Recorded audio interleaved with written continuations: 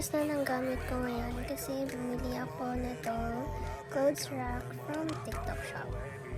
Tingnan naman. Ang ganda, diba? So, pagkadating ko nga galing Zamboanga ay dumating na nga din itong parcel ko kaya ginawa ko na agad.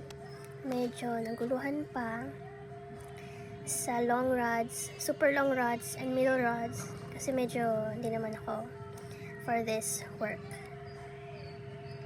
Kaya medyo natagalan at wala akong kasamang mag-assemble.